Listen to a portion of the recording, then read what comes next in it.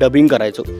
तर अंधेरीला माझा डबचा स्टुडिओ होता. तर तिथे मला कळायचं की अरे आज इथे इथे ऑडिशन्स आहेत. तर मी चला आपण ऑडिशनला जाऊन बघूया. कारण ऑडिशन देत राहायचे. हे परत माझ्या भावाचं वाक्य की ऑडिशन देत कधीतरी काहीतरी होईल, ऑडिशन देत राहायचे पण.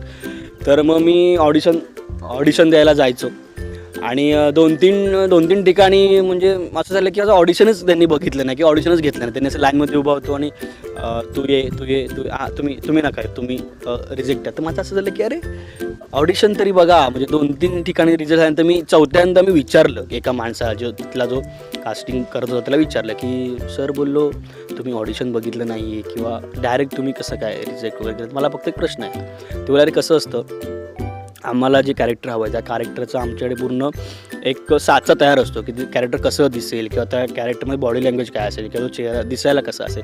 मग त्यामुळे त्या सिमिलर जी माणसं आहेत त्यांना आम्ही सिलेक्ट करतो आणि